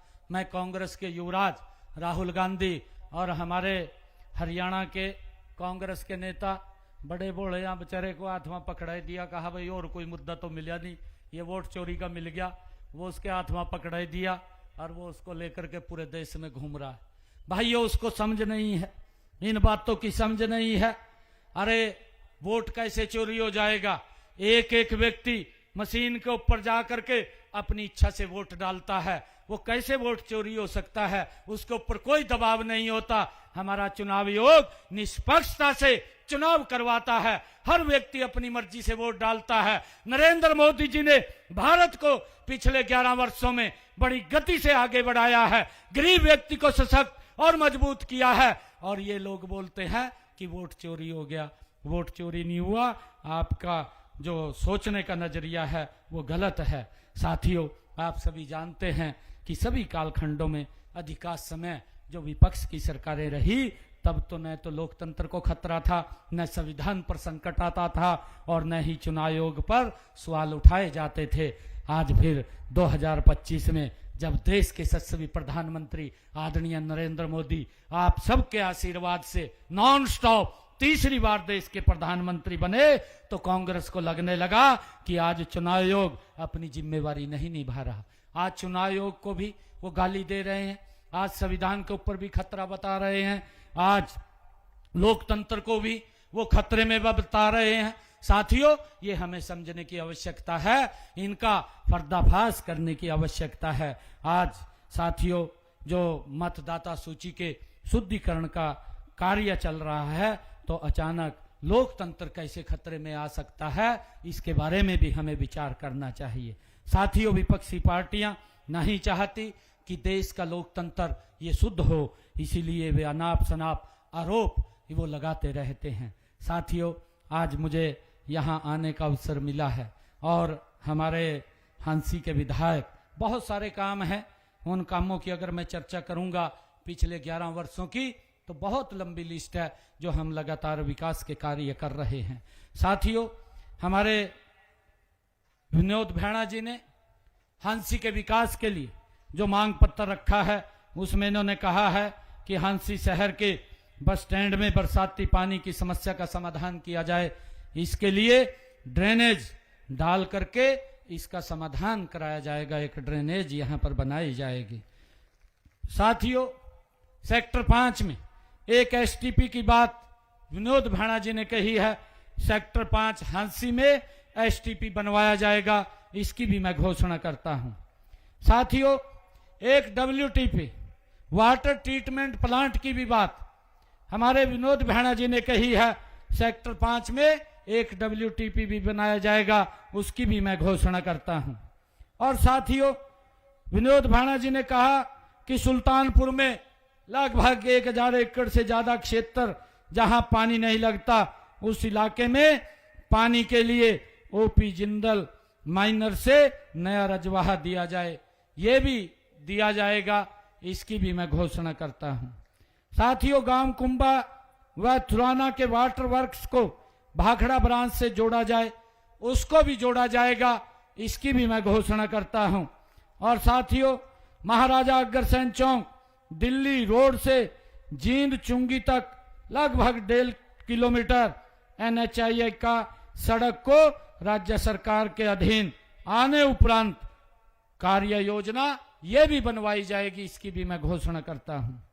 साथियों, गांव ढाणा कला NH9 व ढाणा खुर्द के लिए हांसी भिवानी सर्विस रोड बनवाने के लिए NHAI से अनुरोध किया जाएगा, उसको भी उनसे सलाह लेकर के चर्चा करके इसको पूरा करवाया जाएगा।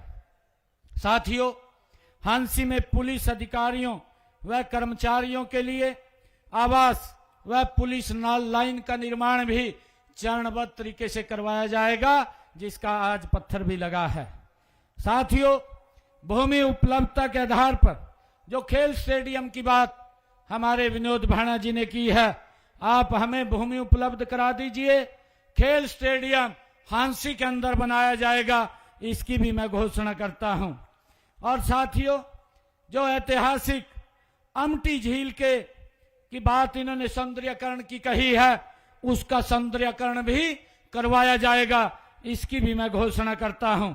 और हांसी के हॉस्पिटल जो 50 बेड का है, उसके अपग्रेड की बात विनोद भैणा जी ने कही है, उसको 100 बेड का अस्पताल यहां बनवाया जाएगा, उसकी भी मैं घोषणा करता हूं। साथियों, इसी प्रकार हांसी विधानसभा में हमारी जो पीडब्ल्यूडी की सड़कें हैं, 211 किलोमीटर की 69 सड़कों जो डीएलपी के अंदर हैं, उनकी आवश्यकता पड़ने पर एजेंसी से उनका ठीक रख रखाव करवाया जाएगा। और इसी प्रकार 10-10.5 किलोमीटर की 4 सड़कों का निर्माण हांसी में प्रगति पर चल रहा है और 10.5 किलोमीटर की 4 सड़कों की 627.52 6 करोड़ 27 लाख रुपए की लागत से स्पेशल रिपेयर उनकी कराई जाएगी, इसकी मैं घोषणा करता हूं। साथियों, इसी प्रकार हांसी विधानसभा क्षेत्र की जो मार्केटिंग बोर्ड की सड़कें हैं, वो 81.90 किलोमीटर की 33 सड़कें जो डीएलपी के अंदर हैं, आवश्यकता अनुसार एजेंसी से अगर वो टूटी होंगी तो उनको ठीक करवाया जाएगा। और इसी प्रकार 217 लाख रुपए की लागत से 16.76 किलोमीटर की 5 सड़कों की स्पेशल रिपेयर कराई जाएगी। 2 करोड़ 17 लाख 20 हजार रुपए की लागत से इन 5 सड़कों की रिपेयर कराई जाएगी, इसकी भी मैं घोषणा करता हूं। साथियों, हमारे हांसी विधानसभा क्षेत्र की खेत खलिहान के जो रास्ते हैं, कच्चे रास्ते, उनको 25 किलोमीटर की आज मैं यहां पर घोषणा करता हूं। खेत खलिहान के 25 किलोमीटर के रास्ते वो पक्के बनाए जाएंगे। साथियों, इसी प्रकार हांसी विधानसभा के ग्रामीण क्षेत्रों के विकास के लिए मैं 5 करोड़ रुपए की घोषणा करता हूं। और साथियों, आप जिसका इंतजार कर रहे हैं इतने लंबे समय से,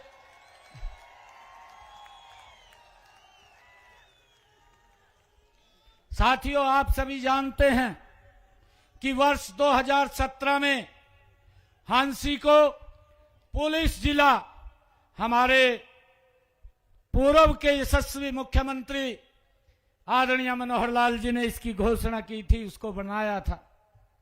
चुनाव से पहले जब मैं यहां आया था और यहीं आपके बीच में यह आचारसंहिता लग गई थी, मैंने कहा था कि कुछ अरमान हमारे दिल में रह गए हैं, वो अरमान अब मैं उजागर नहीं कर सकता, परंतु वो अरमान जो आपके हमारे दिल में बसे हुए हैं, मैं आज हांसी को हरियाणा का 23वां जिला बनाने की घोषणा करता हूं।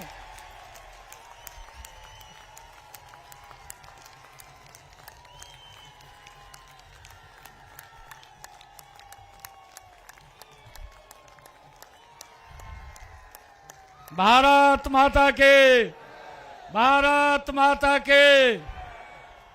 और इस बारे में मैं बताना चाहता हूं, हांसी के जो हरियाणा का 23वां जिला बनेगा, उसकी नोटिफिकेशन 1 हफ्ते में जारी कर दी जाएगी। आज मुख्यमंत्री जी ये नहीं बोलता के। साथियों, आप सबको मैं आज इस नए जिले की हांसी वासियों को बहुत बहुत बधाई देता हूं, शुभकामनाएं देता हूं। विनोद भैणा जी को मैं बहुत बहुत बधाई और साधुवाद देता हूं। लगातार जो इस विषय को लेकर के वो सरकार से बातचीत करते रहे और ये निर्णय, ये आप सबके आशीर्वाद सहयोग से भारतीय जनता पार्टी की नॉन स्टॉप सरकार ने ये आज आप लोगों को एक तोहफा, हमारे कैप्टन अभिमन्यु जी, हमारे रामकुमार दादा रामकुमार गौतम जी लगातार जो इस विषय को उठाते रहे हैं, आज ये हांसी के लोगों की लंबे समय की मांग आज ये पूरी हुई है।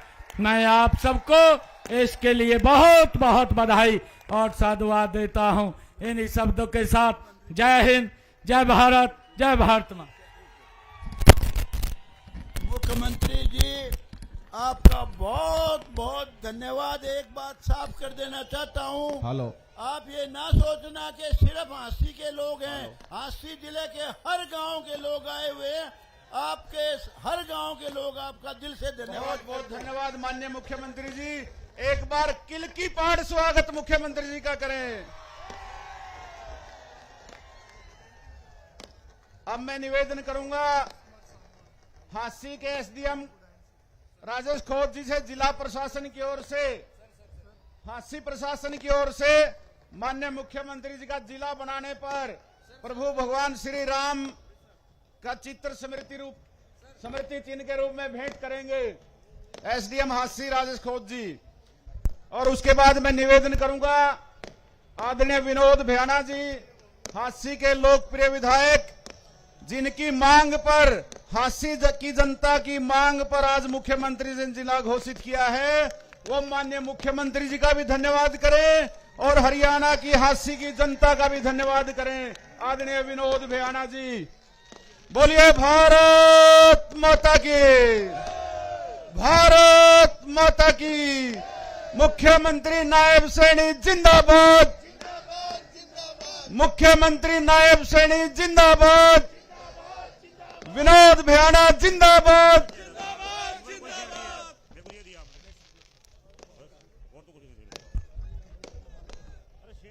आदरणीय मुख्यमंत्री जी, आज किन शब्दों से मैं आपका धन्यवाद करूं, मेरे पास शब्द ही कम है। जो आज आपने हांसी के लोगों की जो इच्छा थी उसको पूरा किया है। मैं आपका पूरे हांसी हलके की तरफ से, पूरे नए जिला हांसी की तरफ से बहुत बहुत धन्यवाद करता हूं, बहुत बहुत धन्यवाद करता हूं। धन्यवाद। जय हिंद। सब्सक्राइब कर लो भाई, वरना मम्मी से बोल दूंगा तुम्हारा चार्जर छुपा दे।